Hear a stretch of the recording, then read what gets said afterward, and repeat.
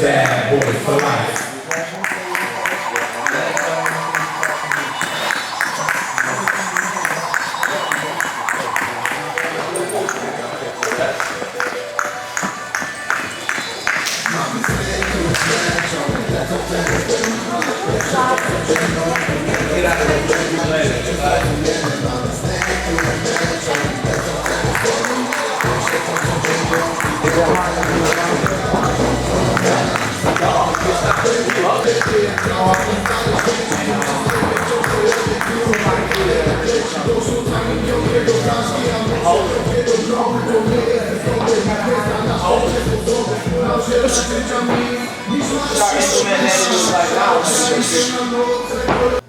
Now, a fight we have coming up next week is Adrien Broner versus Adrian Granados. Initially, it was supposed to happen at 142, a catchweight, but Broner got sick in camp, so now it's happening at 147. It's the style that has given Broner problems in fights with Porter and Maidana. What do you think about that fight at the new weight? I wonder what the size is going to have, because, you know, like you said, the style already is, you know, a come forward style, Maury kind of style. So if you are, and then you give that guy some weight too. He has really long, his arms are longer than Floyd's. Really? Floyd has like a 72, 73 inch reach. Crazy. And Granados has a 76-inch reach. Wow, that's insane. So Yeah, but Obviously Floyd's pinpoint accurate, and I don't know if Granados has that accuracy. But so you said the weight could benefit the pressure guy. You know, at 40, I said, you know, Broner's gonna take it, because I've never seen at 40, at 140. I think that's Broner's ideal weight. I think that's a good weight for him. Where up above that, I haven't seen him carry his power. You know what I mean? Even though he dropped Sean Porter with that shot, maybe not his power he doesn't carry up, because even he had Maidana, he buzzed him at one point in that fight, but I think his strength doesn't move up. It's like he's too small of a guy. Even if he can hit you and drop you at any point. I mean, Sean was just pushing him all over the ring. You could just tell, and I know how it feels being there with someone who's bigger, and that you just can't, you know, you can't do nothing. You can't push move him enough. You can't impose anything. At 140, I feel like that's Broner's weight. So, and it depends on how naturally big Granados is too, but even just adding that weight before fight night, who knows, you know, that could play a part in the fight. So Definitely. If you were, let's say you're Broner's coach, Broner versus Maidana, what should he have done to counteract Maidana's awkwardness, power, size, and just awkward come forward style? How would you box that style? You know what, the only thing that they could have done, you're talking about in camp, like before the fight happened? Or even in the fight, how would you fight that style? The way I feel about it, in that fight, there was nothing that coach, who knows what the coach was telling him, but there was nothing I feel like that coach could have done with Broner in that fight.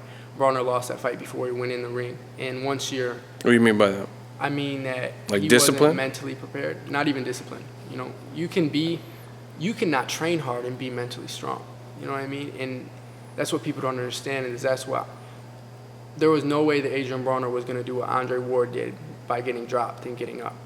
Andre Ward, and you know what, the mental toughness does come from the training, because you've pushed your body to the limit, not pushed your, you know, what comes of training camp, the bodily training is just a small part. Training your body trains your mind. Your mind will quit 50% faster than your body will. So to get in tip-top shape, you're conquering your mind. You win a fight with your mind before you win a fight in the ring. And that's what, there was nothing that Broner lost that fight before. He lost the fight with himself before he got in that ring. There was nothing they could have done to win that fight after that happened. The only thing he could have done, like Muhammad Ali said, the fight is not won in training. In the fight, you know, the fight is won weeks before in the training camp. In the gym. And that's the truth. You know what I mean? That's why, like, if you hear somebody say, oh, they got knocked out in this fight because they got a concussion in camp. so then the first time they get hit, they get knocked out. So it's really not fair. But yeah, it is, because if you were taking, if you got a concussion in sparring, then you lost the fight in camp. You know what I mean? You got to cover all your stops. You got to. Definitely.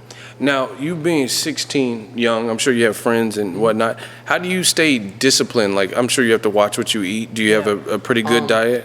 I eat good until I have to start cutting weight for training camp. So I eat basically what I want.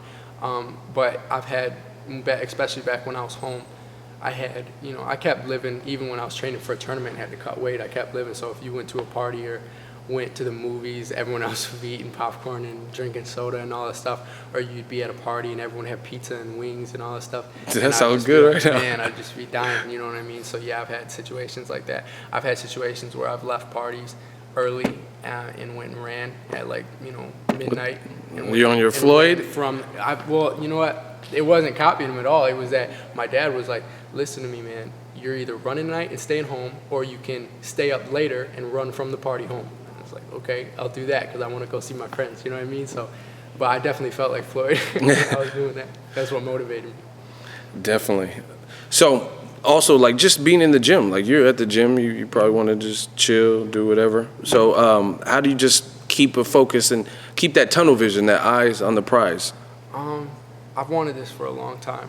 And I've got an opportunity to, I'd say that, everyone has that goal, taking over the sport and all that stuff. But I know that, people say, dream big and all that stuff. But I don't see this as a dream, anymore. Maybe it was when I was younger, but I've always had goals, and I think that my goal to win multiple world championships and my goal to, be remembered and have a legacy, and that's a realistic goal, and I think that I can achieve it within the next 5 years, at least start to.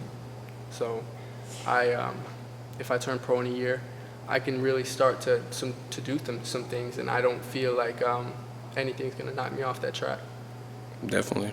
In your opinion, is boxing the toughest sport for athletes out of football, baseball? Actually, me and Peter Quinlan were talking about this the other day. He was saying that if you notice, boxing is the sport that all the other athletes, all the celebrities, all the other athletes, they come to watch the champ. You know what I mean? Like Floyd. Everyone comes to watch and they respect him and they look up to him almost. It's because, and Peter said, if you can make it and become a world champion as a boxer, you can do anything in life, because people don't understand the road it takes and the hardships it takes to become a world champion in boxing, in a sport as brutal as boxing. And I'm hoping that, soon enough that I'll be able to say that I'm in that. It's almost like, you know what I mean? Being a world champion, once you're a world champion, you're always a world champion. Just like winning a Super Bowl, just like winning. But boxing, you just got this special, I mean, if you're a fighter, you know what it is. It's hardships, man. It's hardships. Definitely. The literal act of getting, punched in the face to make your money. You know what I mean? That's different than anything else. And that's why other athletes and other celebrities, as hard as they work, they look up to us. You know what I mean? The fighters. So. Definitely. And as a fighter, do you think defense is important? Absolutely. I try to be smart in the ring and pride myself on my defense because, like Floyd taught us, that's what makes you last. I don't have any desire to be old and not be able to talk to my kids and not be able to talk to my grandkids. So. Definitely. Now, switch gears